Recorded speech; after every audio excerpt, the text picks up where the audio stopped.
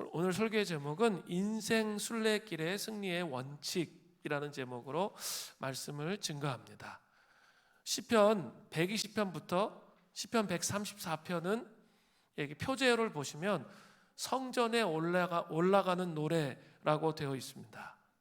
이 15편의 노래는 이스라엘 사람들이 예루살렘 성전으로 가는 여정 중에 불렀던 노래인데요, 우리에게 아주 주옥과 같이 많이 읊고 암송하는 내용들이 여기에 다 들어 있습니다. 참 중요하죠. 시편 120편부터 134편까지입니다. 이스라엘 사람들은 1년에 3번 3대 절기를 지키기 위해서 예루살렘 성전으로 순례의 길을 떠났습니다. 봄이면 6월절을 맞이해서 순례의 길을 떠났고요, 또 초여름에는 77절, 오순절, 우리 오순절 성령강림 기억하시죠? 요 때를 맞이해서 떠났습니다. 또 가을에는 초막절, 장막절, 수장절 이렇게 표현하는데, 초막절을 맞이해서도 순례의 길을 떠났습니다. 그런데 한번 생각해 보시면 좋겠습니다. 이 순례의 길을 떠나는 게 쉬웠을까요? 어려웠을까요? 이 세상에서 먹고 사는 일이 바쁜데 1년에 3번씩이나 성전을 올라가는 일은 대단히 어려운 일이었습니다. 우리도 한번 생각해 보세요. 우리 1년에 구정 연휴, 추석 연휴, 민족의 명절이 있죠. 근데 그 명절에 고향을 가기가 쉽습니까? 어렵습니까? 특별히 멀리 사시는 분들이 있는데 고흥 이런 데 가려면 정말 가기가 쉽지가 않아요. 일단 시간도 많이 걸리고, 이렇게 시간, 그 연휴 기간 전체를 다 써서 가야 되는 그런 상황이 되기 때문에 쉽지가 않습니다. 그러나 나를 낳아준 눈에 보이는 부모님을 만난다는 기쁨 때문에 또 가게 되죠. 정말 쉽지가 않은데 나를 낳아주신 부모님이 눈에 보이잖아요. 그렇기 때문에 또 가게 된다는 거예요. 그런데 부모 눈에 보이지 않는 오직 하나님을 만난다는 기쁨으로 예루살렘 성전을 2번도 아니고 이 바쁘고 분주한데 3번씩이나 간다는 것은 결코 쉬운 일이 아니었습니다. 거기에다가 어려운 환난을 당하든지 빚을 갚지 못해서 아주 먼 곳으로 종으로 팔려가면 수년 동안 성전에 올라갈 수가 없는 거죠. 그래서 이스라엘 백성들에게 있어서는 성전에 올라간다는 그것 자체가 사실은 엄청난 은혜였던 것이죠. 그런데 막상 예루살렘 성전으로 올라가는 여정을 가기 시작했단 말이에요. 그런데도 그 여정 가운데도 여전히 어려움들이 많이 있다는 거죠. 순례의 길에서 이 강도들을 만날 위험이 있습니다. 또 뜨거운 모래바람으로 인한 일사병, 또 잘 먹지 못하는 것, 또 맹수들과의 조우, 또 장거리 여행으로 인한 피로와 염려에 눌려서 감정적으로 병들 수도 있는 거죠. 고대 작가들은 이것을 문스트로크, 정신적 착란 증상이라고 말했습니다. 아니 정말 마음이 결정하고 순례의 길을 예루살렘을 향해서 올라가는데도 이런 많은 어려움들이 있었다는 거죠. 그리스도인들의 인생도 사실 어떤 면에서 이 땅에서 예루살렘 성전으로 순례의 길을 걸어가는 이스라엘 백성들과 같습니다. 시편 84편 6절을 보면 예루살렘으로 올라가는 이 순례의 여정 가운데 반드시 지나는 곳이 있어요. 그것이 뭐냐면 눈물 골짜기, 즉 바카 골짜기입니다. 바카 골짜기를 반드시 만나게 된다고 말하고 있습니다. 쉽게 얘기하면 인생 쓴맛 학교, 내 뜻대로 안 돼가지고 정말 처절하게 고통과 아픔을 누리는 그 시간, 또 배신의 칼을 등에 꽂힘을 받는 그 시간, 그런 시간들을 우리의 삶 속에서 경험하게 된다는 거죠. 그러나 안심하시기 바랍니다. 인생 순례길에서도 승리할 수 있는 원칙이 있다는 거예요. 이러할 때마다, 즉 성전에 올라가면서 불렀던 노래가 있습니다. 이것이 시편 120편부터 134편까지의 내용인 거죠. 이 노래를 부를 때마다 다시 힘이 생기는 거죠. 이 노래를 부를 때마다 다시 힘이 생겨요. 그리고 앞으로 달려갈 수 있게 되는 거예요. 참 중요해요. 120편부터 134편까지. 그래서 이 순례길을 포기하지 않을 수 있는 거예요. 다시 신앙으로 그 길을 걸어갈 수 있게 되는 거죠. 그래서 인생 순례길에서 승리할 수 있게 되는 것이죠. 오늘은 성전에 올라가는 노래 중에서 매우 중요하고 아주 유명한 두 편의 시편을 소개합니다. 뭐 다 아는 그런 내용일 수 있어요. 하나는 시편 121편이고 또 다른 하나는 시편 133편입니다. 함께 살펴봄을 통해서 우리 안에 있어야 할 인생 순례길에서 승리의 원칙이 무엇인지를 함께 살펴보기를 원합니다. 인생 순례길에서 승리하기 원한다면 첫 번째 반드시 있어야 될 게 있어요. 하나님의 도움입니다. 하나님의 도움은 어떤 도움일까요? 바로 천지를 지으신 여호와의 도움이에요. 시편 121편 1절 전반절을 보세요. 내가 산을 향하여 눈을 들리라. 순례자의 길을 갖고 있는 시편 기자는 먼저 내가 산을 향하여 눈을 들리라 라고 고백합니다. 인생 순례길에서, 순례 여정에서 산을 향해서 눈을 들겠다라고 말하면서 시작하고 있어요. 여기서 산은 어떤 산입니까? 주석을 보니까 대체적으로 여기서 산은 시온산을 의미하는 거예요. 시온산은 어떤 산입니까? 예루살렘 성전 앞에 있는 구릉, 언덕이에요. 예루살렘 성전이 여기 있다면 바로 앞에 있는 구릉 언덕이 시온산이에요. 그 산은 하나님의 임재와 회복을 상징하는 산이죠. 시온산이라는 것은 하나님의 임재와 회복을 상징하는 산입니다. 그렇기 때문에 내가 시온산을 향하여 눈을 든다는 것은 바로 여호와를 갈망한다는 의미가 있는 거예요. 내가 시온산을 향하여 눈을 든다는 건 뭐예요? 하나님을 찾겠다는 거예요. 지금 어떤 상황이든 상관이 없다는 거예요. 내가 하나님을 찾겠다는 거죠. 우리에게 풍성한 임재를 가져다 주시고 회복을 가져다 주시는 주님께 눈을 고정시키는 것을 의미합니다. 상황이 아니라 주님께 눈을 고정시키는 것, 이것이 갈망이에요. 갈망이라는 게 뭐예요? 상황은 조금 막 너무 힘들고 어려워요. 그런데 주님께 눈을 고정시키는 것, 이것이 갈망인 것이죠. 이것은 누가복음 15장의 탕자의 비유에서도 이런 내용을 볼 수 있어요. 탕자는 누가복음 15장 13절을 보니까 먼 나라로 가서 재산을 허랑방탕하게 다 쓰게 되었습니다. 때마침 그 먼 나라에 또 흉년이 들었어요. 먹을 것이 없으니까 유대인들은 먹지 않는 돼지 먹이인 주염 열매로 끼니를 해결하려고 했는데 끼니를 해결할 수가 없었습니다. 그래서 그는 이제는 견딜 수 없는 죽음을 앞둔 그런 상황까지 내몰리게 되었습니다. 그때 그가 어떤 생각을 합니까? 누가복음 15장 20절 전반절이에요. 이에 일어나 아버지께로 돌아가니라. 여기는 아주 간단하게 써 있지만 이 탕자가 그 집을 나간 게 어때요? 아주 먼 나라라고 되어 있는 거죠. 아주 먼 길을 돌아서 아버지께로 갔다라는 것을 알 수 있습니다. 근데 그가 이렇게 단순하게 써 있으니까 그냥 갔나 보다 이렇게 생각하시면 제대로 된 묵상을 한 게 아니에요. 그는 먼 나라에서 아버지께로 가는 여정이 있었을 거 아니에요. 그 마음에 아주 심각한 갈등이 있었을 것이 분명하다라는 것이죠.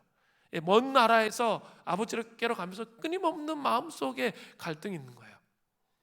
아니, 아버지가 유산을 남겨주지도 않았는데 돈 내놓으쇼 해가지고 돈 받아가지고 도망갔는데, 이게 완전히 그냥 인륜을 무시하고 자기 멋대로 한 삶을 살았는데 자기 마음에 자책감이 있지 않겠어요? 아버지가 이 불효자식 같은 놈이 같으니라고 내 돈 내놔 그렇게 할 거란 생각이 들겠죠. 그래, 너는 그럴 줄 알았어. 너는 쫄딱 망할 줄 알았어. 너는 인생 그렇게 살았기 때문에 그럴 수밖에 없을 줄 알았어. 뭐 이런 이야기를 자기의 머릿속에 계속 생각했을 거예요. 그러니까 아버지의 모습, 아버지가 어떤 분이신지에 대해서 이 탕자는 관심이 없었거든요. 이런 생각들이 계속 머릿속에 돌아가는 거죠. 그런데 자기는 어때요? 지금 길이 없어요. 자, 이제 굶어 죽어야 돼. 그러니까 어때요? 이런 생각에도 불구하고 여전히 아버지를 갈망하는 거죠. 먼 나라에서 아버지 집으로 갔다라는 것은 뭐예요? 갈망이 있었다는 거예요. 이런 생각에도 불구하고 그 생각이 이지 아니하고 이런 생각이 머릿속에 막 들어왔음에도 불구하고 갈망을 했다는 거죠. 그래서 결국 어때요? 그 갈망 때문에 그 갈망이 이긴 거예요. 그래서 아버지께로 돌아왔다는 거죠. 갈망한다는 것은 우리 안에 여러 가지 갈등과 장애물들이 있지만 눈을 들어서 주님을 바라보는 것을 의미하는 거예요. 갈등이 없는 상태에 머물러 있는 게 아니라 마음속에 막 이런 생각들이 올라오는 거죠, 계속. 그렇지만 나는 길이 없기 때문에, 나는 방향이 없기 때문에 하나님 앞에 돌아가겠다라는 그 장애물을 이기고 눈을 들어서 주님을 바라보겠다라고 생각하는 것이 갈망이라는 거예요. 우리 이렇게 신앙생활 하다 보면 이렇게 뭐랄까, 이 죄책감에 시달릴 때가 있어요. 그죠? 이 사순절을 지나면서 그래도 금식하면서 하나님 앞에 가까이 간 것 같은데 이렇게 이제 부활절이 되면서 너무 힘들었어. 이제 내 마음대로 살아야지. 나도 모르게 이런 생각이 들어오죠. 그러면서 이렇게 풀어지기 시작하면 그때부터 어때요? 무장을 해제하기 때문에 또다시 옛날로 돌아가요. 옛날로 돌아가면서 반복적인 그 모습을 보면서 이 죄책감 속에 휩싸이면 성령님께서 근심하게 하는 죄책감은 괜찮은데 죄책감 속에 휩싸이면 자기를 학대하면서 더 나빠져요. 더 나빠진다고요. 하나님 원하신 게 그런 게 아니에요. 그게 아니라 그 죄책감, 그래 너는 그런 꼬라지가 그것밖에 안 되기 때문에 부활의 기쁨을 맛보는 이 50일 동안 너는 그런 자격이 없어. 그냥 하루 부활절 그냥 기뻐하고 즐거워하는 거 끝이야. 너는 마귀가 속에다 그런 메시지를 던진다는 거죠. 우리 죄책감 위에다. 그럼 그걸 홀라당 붙잡으면 어때요? 완전히 더 무너지는 거예요. 그게 아니라 그럼에도 불구하고 탕자처럼 생각 속에 싸움을 싸우지만 장애물이 있지만 제 안에도 장애물이 있고 여러분 안에도 장애물이 있고 그런 싸움들이 있어요. 제가 보니까 이번 한 주간 특별히 이 부활의 기쁨의 절기에 딱 시작됐는데 마귀가 공격하는 것들 중에 하나가 뭐냐면 그런 장애물의 공격인 거예요. 이렇게 장애물의 공격을 통해서 무장을 해제하게 만들고 이 기쁨을 누리면서 위의 것을 생각하면서 그 위의 부활의 능력으로 자기의 삶을 살아가야 되는데 한 주간 오히려 이런 공격에 자기 자꾸 무너지니까 갈망을 잃어버리면서 더 나빠지는 쪽으로 갈 수 있다는 거예요. 그때 장애물과 죄책감에도 불구하고 주님을 갈망해야 되는 거예요. 그게 뭐라고요? 내가 산을 향하여 눈을 드는 거예요. 죄책감에 굴복하지 마세요. 그럴 수밖에 없어요. 왜냐하면 사순절의 금식이 제가 그랬어요. 사순절의 금식이 아싸 이렇게 내가 하니까 뭔가 좀 더 높은 차원에 도달한 것 같은 것이 느껴졌거든요. 그래 이렇게 하니까 이게 막 이런 것도 없어지고 이런 것도 없어지고 제 막 마음속에 막 그런 생각이 들었거든요. 그런데 그냥 부활절 이후에 완전 밑으로 확 깔아 내리시는 거죠. 여러 가지 현실 앞에 장벽들이 오는 거예요. 전혀 생각하지 못한 장벽들, 특별히 수련회를 앞두고 있기 때문에 수련회 가기 전에 수련회의 은혜 안에 들어가지 못하도록 장벽을 놓는 거예요. 그 장벽 속에서 무너지면 뭐예요? 하나님 앞에 설 수 없게 되는 거죠. 내가 산을 향하여 눈을 들어야 되는 겁니다. 그런데 자 보세요. 그런데 오늘 보세요. 시편 기자 순례자는 여전히 어디에 있습니까? 자, 제가 얘기했던 그런 내용이에요. 시편 121편 1절. 나의 도움이 어디서 올까? 이렇게 돼 있죠. 여기서 거의 깊은 탄식에서 나오는 질문이 나오죠. 이것을 볼 때 그는 여전히 시온산으로부터 멀리 있는 거죠. 비록 눈을 들었지만 갈등이 내 안에 지금 있는 거예요. 갈등이 내 안에 있습니다. 발은 여전히 늪에 빠져 있는 거죠. 서서히 밑으로 빠져 들어가는 것처럼 느낍니다. 그런데 확실한 승리의 비결을 시편 기자 순례자는 노래하고 있습니다. 뭐라고 노래하고 있어요? 발은 지금 밑으로 빠져 들어가는데 그가 노래하고 있단 말이에요. 시편 121편 2절이에요. 나의 도움은 천지를 지으신 여호와에게로소다. 그렇습니다. 하늘과 땅을 지으신 전능하신 하나님께서만 우리 안에 갈등의 문제를 풀어주시고 자유하게 하실 수 있습니다. 그분은 만군의 주이시고 온 우주의 통치자이십니다. 저는 이 전교인 수련회를 통해서 가장 먼저 우리 인생의 승리를 위해서, 승리의 원칙으로 삶을 살기 위해서 우리가 경험하기를 원하는 것은 하나님께서 천지를 지으신 전능하신 하나님이시라는 깨달음이에요. 그 깨달음이 이 수련회 가운데 있기를 간절히 바라요. 자, 그렇다면 천지를 지으신 여호와께서 인생 순례길에 있는 하나님의 백성을 구체적으로 어떻게 도우실까요? 하나님 천지를 지으신 하나님이신데 천지를 지으시고 니네 마음대로 살아라 이렇게 하시는 분이 아니시라는 거예요. 그런 이신론적인 하나님이 아니에요. 인격적이신 하나님이신데 그 하나님께서 우리를 어떻게 도우시냐라는 거예요. 지금 수렁에 빠져있는, 늪에 빠져있는 내 발을 어떻게 건져 주시냐라는 거예요. 첫 번째는 실족하지 않게 지키십니다. 시편 121편 3절 전반절을 보세요. 여호와께서 너를 실족하지 아니하게 하시며. 이스라엘 지형은 광야에 바위가 많은 지형이에요. 길을 가다 보면 바위에 미끄러지거나 걸려 넘어지기가 쉬웠어요. 이것이 뭘까요? 실족, 발을 헛디딘 거죠. 그게 실족이에요. 실족하지 않게 하심을 경험하려면 먼저 무엇이 있어야 되죠? 자기 발로 걸어야죠. 자기 발로 걸어야 실족하는 걸 알죠. 잘못 발을 딛는 것 알잖아요. 신앙생활을 왜곡시켜가지고 잘못 생각해가지고 이게 하나님 다 알아서 해주실 거야 하면서 게으르게 아무것도 하지 않고 아무 액션도 취하지 않으면 어떨까요? 내가 실족하고 있는지 안 하는지 몰라요. 반대로 또 불안하기 때문에 자기가 모든 거 다 붙잡고 신앙생활하면 또 반대로 또 반대의 현상이 나타나요. 그렇지만 여기에서 좀 이야기를 먼저 좀 하고 싶은 것은 실족이 어떤 것인지 알려면 먼저 내가 발을 띄는 것이 필요하다라는 것을 말씀드리고 싶어요.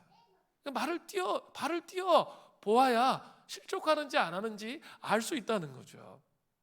그런데 하나님께서 우리를 실족하지 않게 하시는 방법이 뭘까요? 우리를 지키시는 거예요. 이게 중요해요. 우리를 지키세요. 어떻게 우리를 지키실까요? 시편 121편 3절 후반절에 보면 너를 지키시는 이가 졸지 아니하시리로다.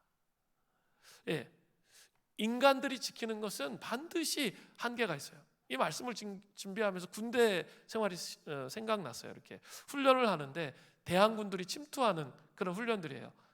같은 군인들이 이제 대항군이 돼서 이 부대에 침투하는 훈련을 하면 나머지 이제 부대원들은 뭐 하냐면 밤을 새서 이제 보초를 쓰면서 들어오지 못하도록 지키는 거예요. 그러니까 전 부대원이 다 지키기 때문에 지켜질 것 같은데 항상 뚫려. 뚫려요. 그래서 이렇게 지켜지지 않는 그런 모습을 보는 경우가 많아요. 인간이 지키는 것에는 반드시 한계가 있어요. 또 우상들이 지키는 것도 한계가 있어요. 열왕기상 18장 27절에 보면 갈멜살에서 엘리야가 바알 선지자 아세라 선지자 850대 1의 대결을 하죠. 그래서 불로서 제단에 불이 내리는 사람이 이기는 거예요. 그분이 진짜 하나님이세요. 이제 시작됐어요.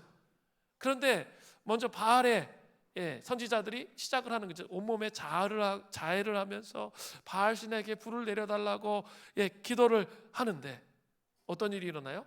아무 일도 일어나지 않는 거죠. 그래서 막 자학하고 몇 시간이 지났어요. 그리고 이제 엘리야가 말하는 거죠. 열왕기상 18장 27절. 정오에 이르러는 엘리야가 그들을 조롱하여 이르되 큰 소리로 부르라. 그는 신인즉 묵상하고 있는지, 혹은 그가 잠깐 나갔는지, 혹은 그가 길을 행하는지, 혹은 그가 잠이 들어서 깨워야 할 것인지 하며, 화장실에 갔는지 묵상하고 있는지, 그가 잠깐 나갔는지, 잠들어 있는지 깨우라는 거예요. 너희들 그렇게 해야 되지 않냐고, 더 크게 부르짖어 라고 하면서 조롱하고 있습니다. 우상들은 우리를 결코 지킬 수 없는 무능력한 존재라는 사실을 알아야 돼요. 그렇죠? 우상들도 우리를 지킬 수가 없어요. 또 그 사람들로 우리를 지켜주지 못합니다. 자, 그것을 먼저 기억하시면서 이제 시편 기자 순례자는 지키심을 이 한 사람에게만 머물지 않고 이스라엘 전체로 이제 확장해요. 시편 121편 4절을 보세요. 이스라엘 지키시는 이는 졸지도 아니하시고 주무시지도 아니하시리로다. 이스라엘을 지키시는 주님은 우리처럼 졸지 않아요. 주무시지 않는다는 거예요. 근데 자꾸 우리는 하나님을 우리 수준으로 자꾸 끌어내리는 거죠. 자꾸 끌어내려서 염려하는 거예요. 그죠? 우리는 아까 우리 이성근 집사님 얘기하셨잖아요. 얼마나 힘들겠어요. 12시에 퇴근했는데 6시 다시 출근하라고. 뭐 이러면 진짜 잠잘 시간이 없잖아요. 우리는 잠을 안 자면 삶을 살아갈 수가 없잖아요. 근데 자꾸 하나님을 그런 분으로 생각하는 거죠. 그래, 졸고 주무셔야 되는 거죠. 우리 24시간 지킬 수 없다고 생각하는 거죠. 또 이렇게 생각하는 사람도 있어요. 세상에 사람이 너무 많아서 하나님은 지켜야 할 사람이 너무 많아서 나를 지켜주시지는 않을 거야. 그냥 내가 알아서 모든 일을 해야 하는 것처럼 그렇게 생각을 하면서 삶을 산다는 거죠. 그러나 하나님을 자기 수준으로 끌어내리지 마시기 바랍니다. 천지를 지으신 전능하신 하나님께서 우리를 지키십니다. 그분은 우리를 절대로 실족하도록 내버려 두지 않으십니다. 그냥 내가 모든 것을 책임지고, 아까 우리 또 시현 집사님이 그런 얘기들 하셨는데, 이제 보혈기도문을 통해서 은혜의 복음을 진짜 아신 것 같아요. 이제 너무 감사하더라고요. 저는 나눔을 하는데 제가 너무 감동이 됐고, 이제 은혜의 복음을 깊이 알았구나라는 생각이 들어요. 내가 모든 것을 책임지려고 하면 병들어 죽어요. 그 짐이 너무 무거워요. 그리고 너무 고통스러워요. 그죠? 삶에 일어나는 모든 일을 내가 다 짊어진다고 생각해 보세요. 제대로 살아갈 수가 없어요. 그런데 졸지도 아니하시고 주무시지도 아니하시는 하나님께 맡겨드릴 때, 이 맡겨드리면서 길이 열리고 문이 열리는 것을 여러분이 보실 때, 그럴 때 하나님이 실족치 않게 나를 지키시는구나, 이것을 깨닫게 되는 것이죠. 우리 하나님은 졸지도 아니하시고 주무시지도 아니하시면서 우리를 지키시는 그런 분이시라는 거예요. 두 번째로, 내 오른쪽에 그늘이 되세요. 천지를 지으신 여호와께서 인생 순례의 길에 있는 하나님의 백성들을 구체적으로 어떻게 도우십니까? 내 오른쪽에 그늘이 되시는 거죠. 시편 121편 5절을 보세요. 여호와는 너를 지키시는 이시라. 여호와께서 내 오른쪽에서 내 그늘이 되시나니. 내 오른쪽에서 내 그늘이 되신다는 표현에서 오른쪽은 좀 더 강하고 능력 있는 것을 나타내는 상징적인 표현으로 사용돼요. 그래서 주의 오른팔로 우리를 붙드시고 이런 말들이 있잖아요. 어떤 그 능력을 상징하는 거예요. 그리고 그늘은 해로운 것을 막아주는 보호자나 방패를 상징합니다. 이스라엘 백성들은 뜨거운 지역을 여행해야 할 때가 많아요. 사람이 그런 더위에 여행을 하면 금방 지쳐서 쓰러집니다. 그런데 이스라엘 백성들은 길을 가다가 큰 바위를 발견하고 그 바위 그늘에 앉아서 쉬면서 더위를 피할 수 있었습니다. 그게 광야지대의 특징이에요. 하나님은 우리 오른쪽에 그늘이 되어 주신다고 말씀하세요. 자, 오른쪽에 그늘이 되어 주십니다. 이 내 오른쪽에 내 그늘이 되시나니, 이 표현은 시편 91편 1절의 표현과 같아요. 이렇게 되어 있거든요. 지존자의 은밀한 곳에 거주하며 전능자의 그늘 아래 사는 자요. 지존자의 은밀한 곳, 전능자의 그늘 아래. 히브리 시의 표현법상 같은 의미예요. 동의적 평행법이에요. 이것은 어미새의 날개 밑에 거하는 것과 같아요. 예, 같은 의미예요. 이것은 탕자의 비유에 나오는 탕자의 아버지의 마음과 같아요. 누가복음 15장 2절 후반절에 보세요. 아직도 거리가 먼데 아버지가 그를 보고 측은히 여겨 달려가 목을 안고 입을 맞추니. 자, 아들은 어때요? 예, 온갖 거짓 생각 속에 속고 있잖아요. 그러니까 아버지에 대해 제대로 이해를 못하고 막 거짓 생각 속에서 자기를 학대하고 막 온갖 생각하면서 그래도 그냥 갈망으로 갔어요. 근데 아버지는 어떻게 반응하죠? 아버지는 어떻게 반응하세요? 그를 정말 불쌍히 여겼어요. 그리고 목을 안고 입을 맞췄습니다. 거리가 먼데, 예, 그 거리가 먼 곳을 바라보며 그 아들이 오는 그 발걸음을 본 거죠. 저게 우리 아들이다. 매일매일 아마 아들이 나간 다음에 보았던 것 같아요. 예, 그 아들을 바라보면서 끊임없이 아들을 기다리며 그 아들이 돌아왔을 때 그 아들을 정말 온 사랑으로 받아 주었던 것, 그게 바로 어미새의 날개그늘 밑이에요. 우리 주님은 혼자 힘으로 끙끙거리고 막 힘들게 어렵고 살아갈 때 이렇게 그럴 때 있죠. 그냥 내버려 두세요. 근데 그게 사랑이에요. 만약에 탕자가 그 아버지한테 돈을 요구했는데 아버지가 엄하게 그걸 거절하면서 그렇게 했다고 생각해 보세요. 그는 아버지의 집에 있으면서 끊임없이 아버지의 사랑을 의심하고 불평하고 불만하며 왜곡된 눈으로 계속 아버지를 바라보았을 거예요. 근데 아버지는 얘가 방탕하게 살 것을 알지만, 그 정말 쉽지 않은 일이에요. 정말 큰 사랑이 없으면, 자녀에 대해서 큰 사랑이 없으면 이게 불가능해요. 그 방탕하게 살 것을 알지만 자기의 재산의 3분의 1을 나누어서 그 아들에게 주었다는 것, 그것은 엄청난 사랑이 아니면 불가능해요. 그럴 걸 알고 있었어요. 그렇지만 그가 그 고통 속에서 하나님 그 아버지 앞에 돌아오기를 간절히 기다리고 있었던 거죠. 자발적으로 그가 하나님의 사랑을 깊이 경험하기를 원했다는 거죠. 그죠? 이 아버지의 품은 어미새의 날개 밑에 거하는 거죠. 그럼 더 이상 아무 소망이 없잖아요. 죽음이 앞에 있기 때문에, 죽음 외에는 길이 없었기 때문에 그가 아버지께로 돌아올 수 있었던 것이죠. 그것들을 기억하면 돼요.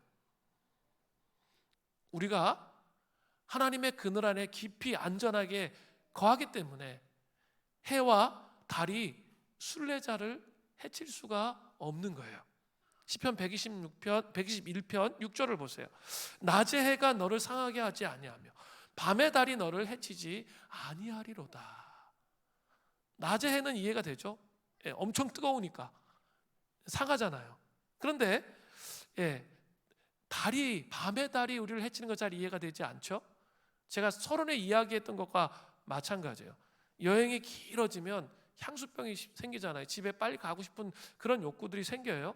근데 밤마다 이렇게 의심연스러운 달이 뜨는 거죠.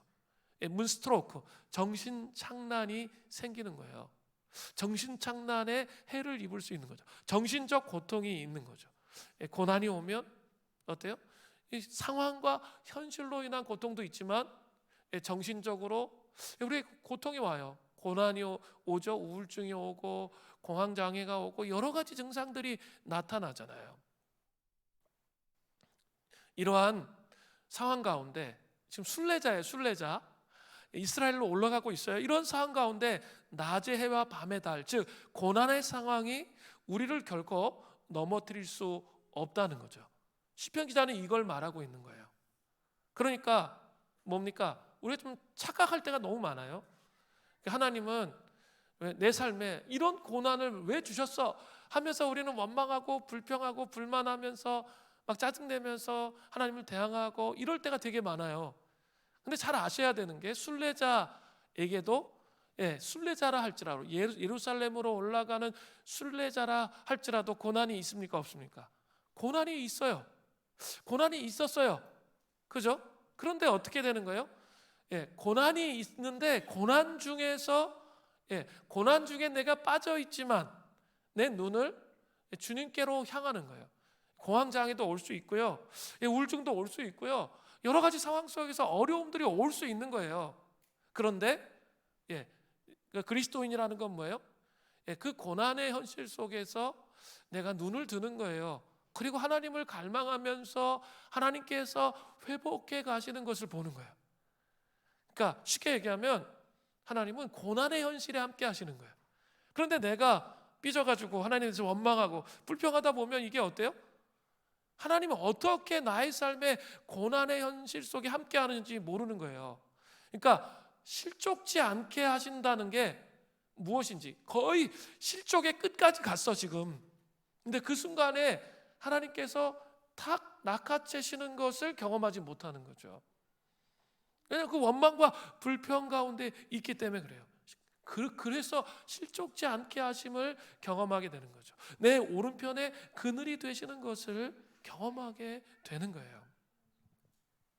천지를 지으신 여호와께서 인생 순례의 길에 있는 하나님의 백성들을 구체적으로 어떻게 도우십니까? 세 번째는 생명을 지켜주세요. 시편 121편 7절부터 8절을 보세요.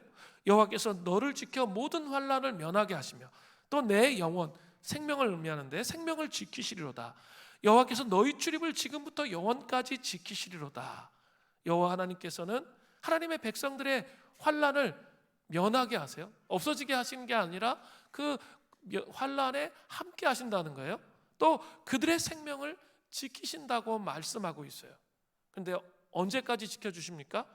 너희 출입, 우리의 모든 행동을 포함한 그 모든 것을 지금부터 영원까지 지키시는 거예요. 그죠? 고난의 한복판에 있어야 이걸 경험할 수 있어요. 고난을 회피하고 자기가 그런 게 없는 것처럼 자기 이렇게 자기 이상적인 생각 속에 갇혀 있으면 마음하고 생각하고 따로 놀아요. 그래서 하나님이 진짜 어떻게 나의 삶의 현실을 지키시는지 몰라요. 그런데 정말 그것을 인정하고 인식하고 주님 제가 고난 가운데 있고 제가 한 발만 더 드리면 거의 시편 73편 시편 기자처럼 내가 실족할 뻔하였으나 그런 단어들이 나오거든요. 그 정도까지 갔는데 하나님 저를 좀 도와주십시오. 주님 저에게 주님 함께 하신다는 증거를 좀 보여주십시오. 그렇게 하면 참 놀라워요. 반드시 하나님이 함께 하신다는 증거를 보여주세요. 고난에서 한복판에서 이 기도를 한 사람만이 이걸 알 수 있어요. 근데 이게 불안하니까 계속 그것만 생각하고 있으면 이게 경험되지 않아요. 하나님이 함께 하신다는 게 잘 경험되지 않아서 그 시간이 너무 길어져요. 그러면 자기 영혼이 상해요. 그런 식으로 가게 되거든요. 그래서 여러분 그 거의 실족의 앞에까지 왔을 때 고난의 현실 속에서 주님 실족치 않게 하신다는 그 의미가 무엇인지 좀 저희 가르쳐 주십시오. 내 오른쪽에 그늘이 되시는 하나님, 천지를 창조하신 하나님이 어떤 분이신지 좀 제가 알게 해 주십시오. 주님 저의 생명을 지키신다고 하지 않으셨습니까? 주님 그분을 알게 해 주십시오 라고 고백해야 되는 거죠. 그리고 여러분 그동안 보혈기도 스쿨도 하고 말씀 기도도 하고 우리 또 수련회 가잖아요. 이런 게 왜 필요한 거예요? 지금 아까 갈망에 대해서 얘기했잖아요. 두 마음이 싸운다고. 우리 마음속에 이 두 마음이 싸울 때 어때요? 이렇게 하나님을 찾는 마음이 우세해지면 믿음의 삶을 살 수 있어요. 근데 이렇게 이 하나님을 찾는 마음이 없어. 그리고 이렇게 자기를 향한 자기에 집중된 마음이 커져. 그럼 어때요? 수련회 같은 데 가가지고 엄청나게 세게 대적기도 해야 겨우 누르든가 이렇게 되죠. 그리고 보통 때 어때요? 그냥 그 어두움에 자기를 뺏겨서 어두운 생각, 왜곡된 생각 속에 살아가는 거예요. 근데 여러분 좀 아까 나눔을 잘 들어보셨죠? 보혈기도를 계속 선포했단 말이에요. 말씀을 계속 읽었잖아요. 그러니까 뭐예요? 이게 하나님의 생각이 자라. 자기가 의식하지 않았는데 하나님의 생각이 자라는 거예요. 자라면 어때요? 이쪽의 생각들이 어때요? 이게 점점점 이렇게 밑으로 내려가잖아요. 그러면 대적기도 세게 안 해도 돼요. 이미 생각 속에 이렇게 내가 불신으로 가득 찬 삶을 살았었는데 이미 생각 속에 뭐예요? 믿음이 생긴 거예요. 이렇게 성근 집사나 수현 집사님이 자기도 모르게 보혈기도를 쫙 해왔는데 이미 믿음이 마음속에 들어간 거예요. 아 이게 잘못됐고 내가 이런 패턴으로 살아온 게 잘못됐고 아 이것이 맞구나라는 그 믿음이 들어갔기 때문에 이기기 시작하는 거거든요. 이게 신비해요. 우리 다 이거 잘 몰라. 말씀을 묵상을 왜 해야 되는지에 대한 이게 명확한 이해거든요. 그래서 그 역동을 통해서 믿음이 자라는 거예요. 하루아침에 딱 되는 게 아니에요. 그렇게 하루아침에 되는 게 아니고 이 씨름의 여정을 통해서 수월하게 될 수 있는데 우리는 이제 어떻게 해요? 몰아서 하잖아. 수련회 가가지고 막 해가지고 하려니까 힘든 거죠. 그게 아니라 이 삶을 통해서 이 과정을 통해서 승리해 가는 거죠. 그러면 하나님의 도우심을 존재로 경험하게 돼요. 하나님의 도우심이 깨달아진다고요. 아 나는 이 눈이 가려워가지고 그것을 인식하지 못했는데 알게 되고 이해되게 되는 거예요. 그 은혜가 있기를 바랍니다. 첫 번째로 인생 순례의 길에서 승리할 수 있는 원칙은 하나님의 도움이었습니다. 그러면 시편 133편에 나타난 인생 순례길에서 승리할 수 있는 원칙 두 번째는 무엇입니까? 그것은 바로 형제의 연합이에요. 시편 기자 순례자는 이제 모든 어려움을 넘어서 꿈에도 그리던 예루살렘 성전에 도착했어요. 그때는 3대 절기 중에 하나인 장막절, 수장절이었습니다. 장막절은 이스라엘 백성들이 광야 생활 40년 동안 불기둥과 구름기둥으로 자신을 지켜주신 것에 감사해서 집에 안 지내고 텐트를 치고 나뭇가지를 꺾어가지고 장막을 만들어서 그곳에서 말씀을 읽고 묵상하고 예배드리며 성도의 교제를 하는 그런 시간이에요. 근데 정말 온갖 힘든 과정과 여정 가운데 예루살렘에 딱 도착했는데 그 시온산 구릉에 보니까 하나님의 백성들이 장막에 앉아서 말씀을 읽고 있는 거예요. 그리고 하나님 앞에 예배하고 있는 거예요. 또 성도의 교제가 있는 거예요. 자기가 성전을 향해 출발할 때 나 혼자 출발했어. 그러다가 가끔 막 지치고 힘든 사람 한두 사람 만나. 그럼 신앙생활을 하는데 나밖에 없는 것 같아요. 그랬는데 예루살렘 성전에 딱 도착해 보니까 그 장면을 머릿속에 한번 그려보세요. 그게 너무나 깊은 감동이 되는 거예요. 그리고 감격이 되는 거죠. 그래서 시편 기자는 이렇게 고백하는 거예요. 시편 133편 1절에 보라 형제가 연합하여 동거함이 어찌 그리 선하고 아름다운고. 연합하여 동거하는 게 너무 선하고 아름답다는 거예요. 이 전교인 수련회에 우리가 연합하여 동거하는 이 모습이 하나님 보시기에 또 우리 서로에게 정말 연합하여 동거함이 아름답고 소망이 되고 격려가 되는 시간이 되기를 바랍니다. 그런데 사실 이스라엘 백성들은 12지파인데 야곱의 아들들이었습니다. 잘 생각해 보셔야 할 게 있습니다. 야곱이 레아, 라헬, 실바, 비라를 통해서 낳은 12아들이잖아요. 근데 이게 다 배다른 동생 사람들이잖아요. 배다른 형제잖아요. 그러면 일단 태생적으로 하나 되기가 거의 불가능한 상태라고 보시면 될 것 같아요. 어느 대법관 출신 변호사에게 들은 이야기를 어느 목사님께서 해주셨습니다. 그리스도인끼리의 분쟁이 대법원까지 올라왔는데 그 판결을 맡은 사람이 불교 신자였다고 합니다. 불교 신자가 볼 때 화해하면 간단히 해결될 일이었는데 대법원까지 올라온 것을 보고 놀랐다고 합니다. 그래서 두 사람을 불러다가 이렇게 이야기했다고 합니다. 내가 듣기로는 교회 다니는 사람들은 절대로 화해하지 않는다고 들었는데 어디 한번 끝까지 열심히 싸워봅시다. 불교 신자인 대법관이 그렇게 이야기하는 순간 두 사람이 이제 큰 충격을 받은 거죠. 그래서 그 즉시로 화해를 했다고 합니다. 너무나 부끄럽고 충격적인 이야기지만 이 시대에 정말 슬픈 가슴 아픈 자화상입니다. 그러나 이러한 모습은 야곱의 아들 이 12지파에게도 결코 해결되지 않을 문제예요. 자, 이 12지파 그들이 모여 있는데 이 사람들은 엉망진창이었어요. 그죠? 사랑받지 못했단 말이에요. 12아들이 다. 누구만 사랑했어요? 요셉만 사랑했잖아요. 색동저고리 옷 입히고 나머지 아들은 그냥 다 찬밥 신세였잖아요. 그러니까 늘 마음에 한 맺힘이 있는 거예요. 콩가루 집안이어서 늘 마음에 한 맺힘이 있으니까 어느 날 이 요셉이 아버지로부터 분리되니까 어떻게 해요? 자기들 앞으로 오니까 꿈꾸는 자가 오는도다 하고 냉소하죠. 요셉이 너무 얄미운 게 뭐예요? 꿈꾸고 나서 뭐 자기 형제들이나 엄마 아빠가 자기한테 절하는 꿈꾸고 그냥 직접 다 얘기하잖아요. 사람들 앞에.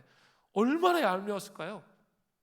그런 사람이니까 너무 화가 나서 꿈꾸는 자가 오는도다. 이 말은 좋은 말이 아니라 냉소하는 말이에요. 어디 한번 네 꿈대로 되는지 보자 라고 하면서 그 미움 속에 어떻게 합니까? 아이를 구덩이에 던져버리고 팔아버리잖아요. 그런 일이 일어나요. 교회는 죄인들의 모임이에요. 그죠? 그래서 있죠. 온갖 사람들이 모여요. 그래서 자기의 본성대로 그 틀을 가지고 있는 사람들이 다 모여 들어요. 그러니까 어느 목사님이 얘기하셨어요. 저는 그게 되게 맞다고 생각하는데 성령 충만하지 않은 그리스도인들은 술 먹는 세상 사람들보다 못하다. 그런 말이었는데 그게 정말 제 마음에 와닿아요. 왜냐하면 뭐 이렇게 성령 충만하지 않으면 여기서 조금 얘기하면 저기서 또 이렇게 불려가지고 얘기하고 또 그 불려가지고 또 저렇게 얘기되고 교회 안에 이런 얘기 너무 많잖아요. 그죠? 성령 충만하지 않으면 은혜가 떨어져 있는 그리스도인들은 그런 모습이 너무 많아요. 그죠? 그런 모습들이 많고 교회 안에 수많은 문제들과 갈등들이 있어요. 그런데 잘 생각해 보셔야 될 게 있어요. 교회가 죄인들의 모임으로 끝난다면 문제가 심각하고 제가 여기서 이 목회를 해야 할 이유가 없죠. 근데 그것으로 끝나지 않아요. 그게 중요한 거예요. 항상 교회는 이 두 가지 이 양면성이 존재하거든요. 그래서 필립 얀시는 얘기하거든요. 책에서 나의 사랑, 나의 고민. 교회는 저는 늘 제 마음속의 고민은 교회는 나의 사랑이지만 나의 고민이에요. 그게 진짜 맞는 고백이거든요. 성경적인 기준의 높은 차원의 그 교회 이상향으로 가야 되는데 사람들은 그렇지 못해요.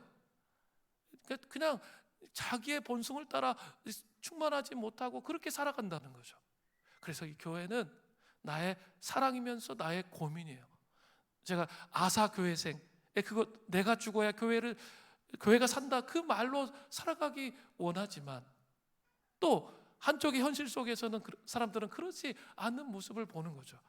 제가 아사 교회생의 결정을 했던 이유 중에 하나는 뭐냐면 성경을 보니까 성경에 나오는 이 초대교회와 성경에 나오는 교회는 높은 이상과 높은 수준의 그 무엇인가가 있어요. 그것을 바라볼 때 교회를 사랑할 수 있게 되는 것이죠. 자, 요셉의 집안은 그런데 그들이 하나님 중심으로 화해하고 하나님을 갈망하게 되었을 때 그들이 진심으로 하나님을 섬기게 되었다는 거죠. 죄인들의 모임이었지만 성령이 임재하시고 기름 부으심이 오니까 진심으로 하나님을 섬기게 됐다는 거죠. 화해 중심에 누가 있습니까? 바로 믿음의 사람 요셉이 있는 거죠. 피해를 본 사람 요셉이 있었어요. 야곱이 죽은 후에 요셉을 해코지했던 형제들이 자신들을 요셉이 죽일까 봐 두려워했습니다. 그러나 요셉은 결코 그렇게 하지 않고 정말 멋진 말을 했거든요. 창세기 50장 19절부터 21절이에요. 요셉이 그들에게 이르되 두려워하지 마소서.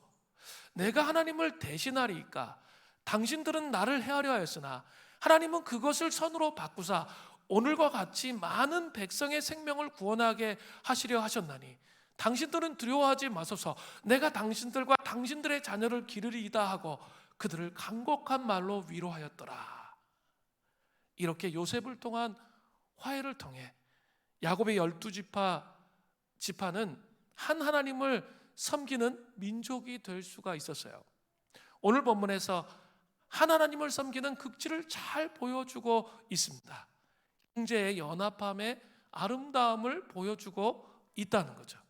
이 땅에서는 우리도 야곱의 12형제와 같은 죄된 본성과 사람들에 대한 상처를 가지고 있습니다. 그러나 성령의 임재 안에서 화해와 용서로 나아갈 때 그것은 또 믿음의 결단이 필요해요. 그때 그 연합의 아름다움을 회복할 수 있게 되는 거죠. 그리고 교회가 교회다워지는 거예요. 그러니까 막 우리가 다 판단하는 내용은 죄인들의 모임에서 오는 오합지졸의 그 모습인 거예요. 그렇지만 교회는 그런 모습만 있는 게 아니에요. 이게 중요해요. 이 교회론에 대한 이상을 포기하지 않고 교회를 향한 하나님의 마음을 포기하지 않으면 반드시 오는 성령의 기름 부으심을 통해 오는 그 뭔가가 있다는 거예요. 이찬수 목사님의 에클레시아라는 책에 서론에 나오는 이 고백이 담긴 그런 내용이 있는데요. 이런 거예요. 분당 우리 교회를 개척한 직후 3개월이 지났는데 시한부 선고를 받았던 당시 17살 청소년이 있었습니다. 병원으로부터 너무나 가슴 아픈 선고를 통보받은 이후로 모든 성도들이 내 자식처럼 품고 기도하기 시작했습니다. 그 아이가 누군지 본 적이 없는 사람이 대부분이었지만 이름을 불러가며 울면서 기도하기 시작했습니다. 수술 당일에는 전혀 모르는 청년 한 명이 병원에 찾아와 이른 아침부터 수술이 끝나는 저녁까지 기도해 주었습니다. 16시간 30분의 대수술, 생존율 10%라고 했던 의료진들의 우려를 뒤로하고 하나님은 이 아이를 살려주셨습니다. 당시 17살 청소년이었던 그는 멋진 청년으로 자랐습니다. 수술 후유증으로 어려움을 겪는 중에도 그는 사회복지를 전공해 장애인을 섬기며 선교사의 꿈을 꾸고 있습니다. 이런 내용이 나와요. 교회란 바로 이런 곳입니다. 하나님을 아버지라 부르는 믿음의 형제 자매들이 서로 마음을 다하여 사랑하고 섬기면서 기도해 주는 것. 그런가 하면 하나님께서 아버지가 되어 주셔서 기적 같은 은혜를 베풀어 주시는 것. 이것이 교회라는 공동체예요. 물론 죄인들의 모임이기 때문에 온갖 문제가 있어요. 그럼에도 불구하고 성령께서 임재하시고 온전한 통치로 나아갈 때 이런 일이 일어난다는 거죠. 제가 한 7년 전, 8년 전에 우리 수련교회에서 있었던 일들이 기억이 났어요. 그날은 성탄절이었습니다. 성탄절이었는데 그 전날 교회는 출석하시지만 교회 생활 열심히 하신 분이 아니에요. 그러니까 거의 모든 성도들이 모르시는 분이었어요. 근데 남편이 이제 돌아가신 거죠. 교통사고로 갑작스럽게 돌아가셨어요. 그리고 성탄절이었어요. 그래서 성탄절에 정말 성탄절에 소외된 이웃에게 우리의 삶을 나눠야 된다라고 말하면서 정말 이렇게 장례식이 났는데, 그 이분을 위로해드리고 격려해드려야 한다라고 얘기했을 때 정말 엄청나게 많은 사람들이 그분을 알지를 않아요. 많은 분들이 함께 상을 맞이해서 함께 그를 위로했던 그 기억이 납니다. 그게 교회예요. 그죠? 그게 뭐 우리가 조건을 바라고 한 것일까요? 아니잖아요. 그죠? 그분이 그분한테 우리가 또 조의금 드리고 뭐 이런 게 뭐 조건을 그분한테 바란 건가요? 그런 게 아니죠. 정말 하나님의 마음을 품을 때 그런 일들이 일어나는 거죠. 우리가 병들고 또 아프고 고통스러운 가운데 있는 사람들에게 어떻게 해야 돼요?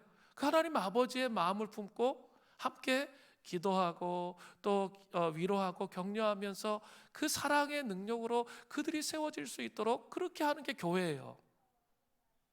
또 우리 교회는 사랑헌금이라는 게 있습니다. 사랑헌금.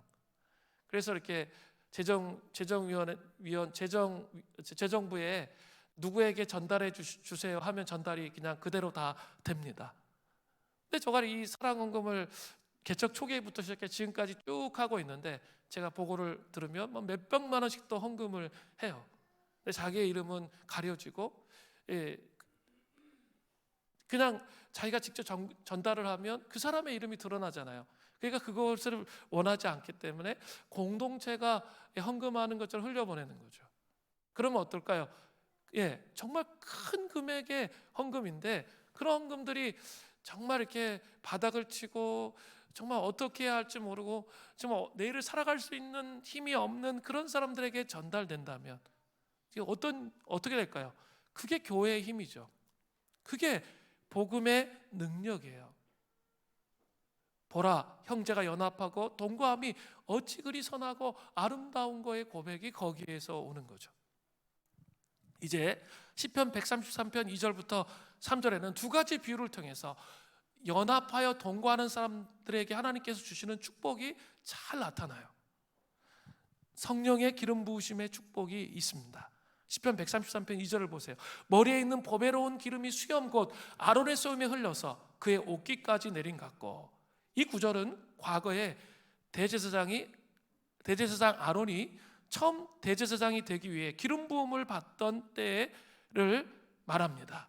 원래 기름 부음을 받을 때 어느 정도의 양을 부어야 하는지 정해져 있지 않았던 것 같아요. 그런데 모세는 아론의 머리에 상당한 양의 기름을 부었어요. 그래서 그 기름이 아론의 머리를 타고 내려가는 거예요.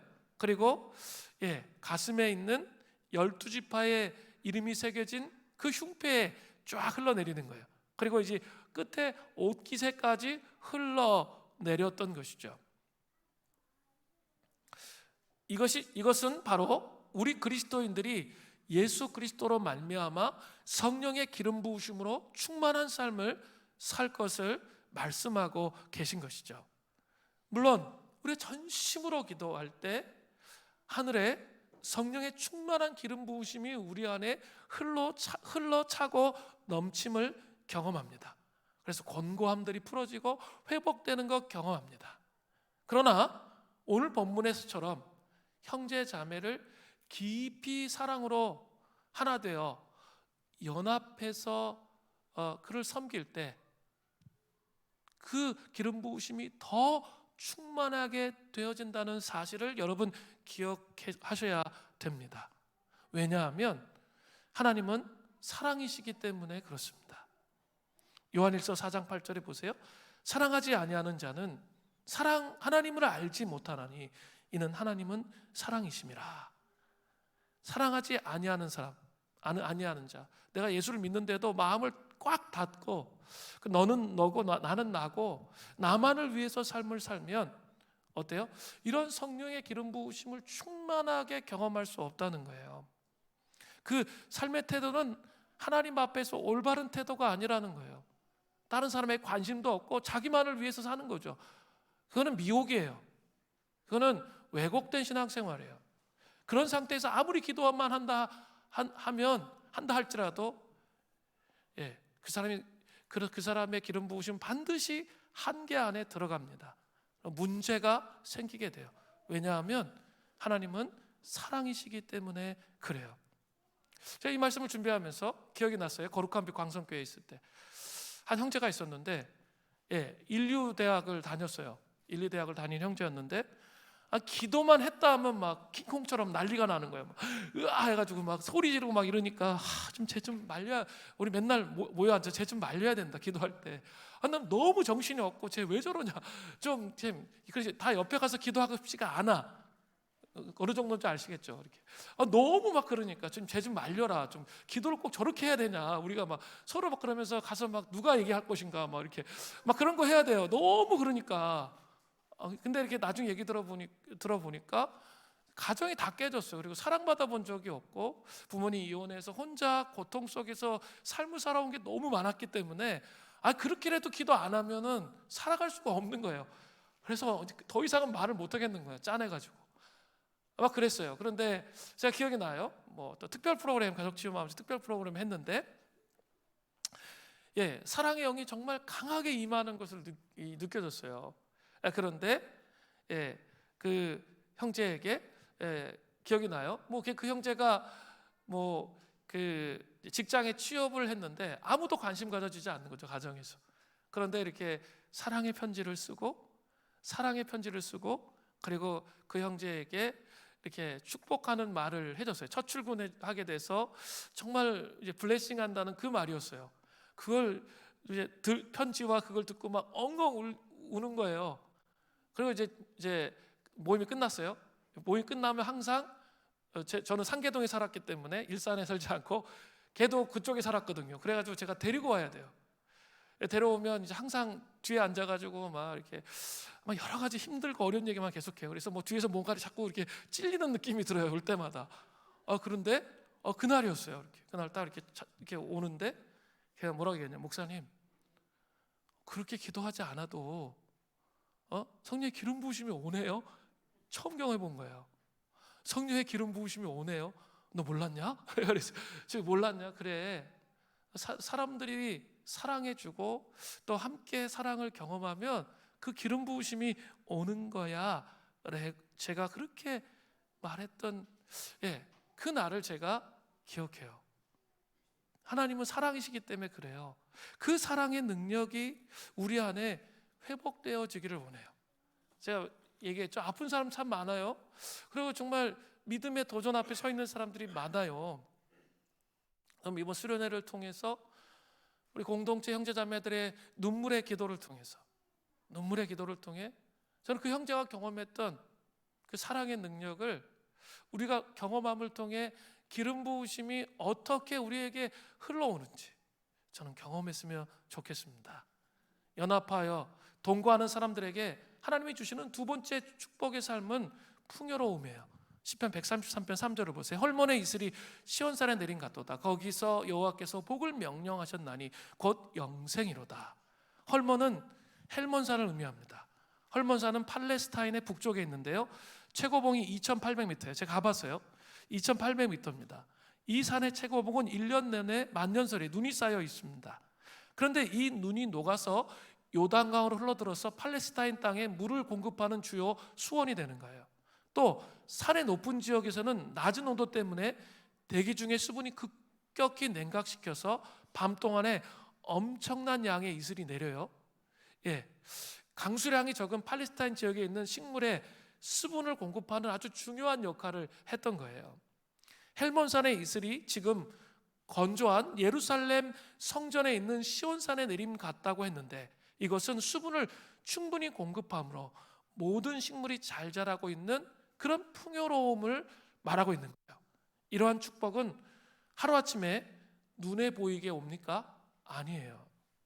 하나님께서는 가랑비에 옷이 젖듯이 그렇게 우리를 축복하시는 거예요. 그래서 사람들은 때때로 깨닫지 못할 때가 있습니다. 그러나 그런 놀라운 축복이 우리에게 오는 거죠. 형제가 연합하여 동거할 때 오는 놀라운 축복을 경험한 사람들은 교회의 위력을 아는 거예요. 세상 사람들은 몰라요. 죄인들의 모임이 때문에 그런 모습만 갖고 얘기하죠. 그러나 이런 놀라운 축복을 경험한 사람들은 교회의 위력을 압니다. 그러니까 이 세상을 살아가면서 가장 큰 축복은 형제가 연합하여 동거할 수 있는 교회를 만나는 축복이에요. 이런 경험이 있는 사람들은 교회를 정말 사랑하려고 하고 교회를 어떻게든 세우고자 하는 거예요. 여러분 마음속에 그런 이상이 있으세요? 아니 지나치로 이런 맨날 지지고 볶고 싸우고 분쟁하는 교회 저도 다녀봐서 알아요. 교회에 가는 게 얼마나 큰 고통인지 저 다 겪어봤어요. 그러니까 알거든요. 그런 교회를 세우고 싶으세요? 성경에 있는 정말 이상적 교회를 통해서 교회론을 통해서 정말 그 하나님의 축복이 풍성하고 성령의 기름 부으심이 임하는 그런 교회를 세우고 싶으세요? 잘 생각하세요. 아사 교회생 거기서 나오는 거예요. 정말 어려워요. 이를 악물고 나는 죽고 교회는 살아야 된다. 이 고백하는 거 진짜 어려워요. 목회자인 저도 어려워요. 그런데 제가 날마다 저에게 세뇌시켜요. 내가 죽어야 교회가 산다. 이거를 날마다 저는 세뇌 수준이에요. 그렇게 세뇌하면서 그 이상향의 교회를 이루고 싶어요. 자신의 신앙만 잘하면 된다는 생각을 버리세요. 과연 그럴까요? 과연 자기 신앙만 좋으면 모든 문제가 해결될까요? 그렇지 않습니다. 항상 도움을 받아야 할 때가 와요. 제가 많은 청년들을 키웠어요. 정말 많은 청년들을 키웠는데 저에게 들려오는 많은 소식들이 있어요. 교회를 안 나간다는 청년들이 되게 많고 또 두 번째 이혼했다는 청년들이 많아요. 그런데 저는 선교단체를 했잖아요. 그러니까 제가 감당할 영역이 있는 거예요. 그리고 저도 청년부를 했잖아요. 그러니까 제가 감당할 영역이 있는 거예요. 그 이상은 제가 감당하면 교회의 룰과 원칙을 깨는 거예요. 그래서 제가 그 다음부터는 제가 이제 딱 선을 걷거든요. 선을 내려놓고 이런 작업을 했어요. 근데 그러면 이제 누구한테 준 거죠? 한국 교회에 그 짐을 넘긴 거죠. 그 사람들을 양육하고 섬기는 것에 대한 짐을 넘겼는데 이제 한국 교회 그 역할을 못 하는 거죠. 그 영혼들이 막 우리도 살다 보면 막 이혼하고 싶은 충동이 들고 막 그러잖아요. 그걸 막 행하고 싶은 충동들이 들잖아요. 근데 그것을 말씀으로 눌러줘야 되거든요. 아, 내가 죽어야지. 한 사람만 죽으면 안 되잖아요. 같이 죽어야지. 남편과 아내가 내가 죽어야지 하면서 이걸 눌러줘야 어때요? 다시 삶을 살면서 이혼하지 않았기를 정말 다행이다 이런 생각을 갖죠. 신앙을 버리지 않은 게 너무 다행이다. 그런 능력을 잃어버린 거죠, 교회들이. 전 그런 생각을 해보게 돼요. 그래서 가슴이 아파요. 교회는 나의 사랑이면서 나의 고민이에요. 저는 평생 이 교회는 교회를 통해서 저는 배신의 칼을 많이 맞았어요. 등에 배신의 칼들을 많이 꽂아요. 그럼에도 불구하고 교회는 나의 사랑이면서 나의 고민이에요. 가슴 아픈 분 한 분의 얘기를 듣고 너무나 가슴이 아팠어요. 한 권사님이 있으셨는데 평생에 5번의 교회를 옮기셨어. 근데 어떻게 그렇게 됐는지 모르겠어요. 5번의 교회를 옮겼는데 5번의 교회마다 다 분쟁만 있는 교회만 골라다닌 거예요. 그러니까 나중에 정말 하소연하시면서 정말 저는 어떻게 해야 되냐고 피눈물을 흘리더라고요. 그런데 이 교회의 죄인들의 모습만 보면 그 이상향의 교회가 없잖아요. 그 성령의 기름 부으심을 통해 역사하셨던 초대교회의 모습이 없잖아요. 그런 사람이 어떻게 교회를 건강하게 세울 수가 있겠어요? 못해요. 못합니다. 그러니까 너무 가슴이 무너지는 것 같은 그런 느낌을 제가 그 얘기를 듣고 어떻게 표현할 수 없는 가슴의 고통을 느꼈던 적이 있습니다. 그러면서 생각하게 돼요. 그렇지. 교회를 위해서 내가 죽어야지. 그리고 교회를 정말 하는 성경에서 말하는 그런 이상적인 교회를 세워야지. 우리 안에 많은 죄인들이 모여있기 때문에 갈등과 수많은 어려움에도 불구하고 내가 이 길을 가야지. 이런 생각이 들어요. 제가 이 높은 이상 때문에 교회를 포기하지 못하는 거예요. 이 높은 이상을 포기하면 저는 그 순간 목회를 내려놓는 순간이에요. 그 이상을 포기할 수가 없는 거예요. 그리고 우리를 통해서 그냥 종교적인 교회, 예배 출석하는 것으로 만족하는 교회, 저는 그런 교회를 만들려고 한 번도 생각해 본 적이 없어요. 저와 좀 호흡을 맞춰주세요. 예? 좀 여기 있는 분이 일당백이 돼야 돼요. 그래서 높은 교회의 이상을 버리지 마시고, 있죠? 함께 만들어 가야 되는 거예요. 사랑의 능력이 기름 부어줘서. 아니 우리 안에 사랑이 없잖아요. 자가 발전해봤자 뭔 소용이 있어요. 하나님이 그 사랑의 능력을 진짜 부어주셔야 돼요. 그래야만 사랑할 수 있어요. 상처받은 그 마음이 안 열려요. 사랑을 부어주셔야만 열리는 거예요. 그 험난한 인생 순례길에 형제와 연합하여 동거함이 있어야 여러분 살아갈 수 있어요. 좀 호구가 되어주세요. 오늘 새로운 걸 만드셨는데, 호구의 신학. 되게 마음에 들었어요. 호구의 신학. 그렇구나. 그러니까 몰라가지고 호구당하는 건 열받는 일이고, 내가 알아요. 내가 호구로 비치는 거 아는데 알고 당하는 건 괜찮아요. 내가 알지만 당해주는 거는 아사 교회생인 거죠. 교회를 위해서 당해주는 거기 때문에 그거는 건강한 거예요. 괜찮아요. 모르고 어리버리해가지고 당하면 안 되고, 호구가 좀 되어주세요. 호구의 신학. 좀 재밌는데요. 오늘 새로운 신학을 우리 성근 집사가 만들었는데, 호구의 신학 아주 좋습니다. 그렇게 해나가는 거예요. 그렇죠? 그렇게 나갈 때 하나님께서 우리가 인생 순례길에 승리할 수 있도록 하신다는 사실을 여러분 기억하시기를 바랍니다. 우리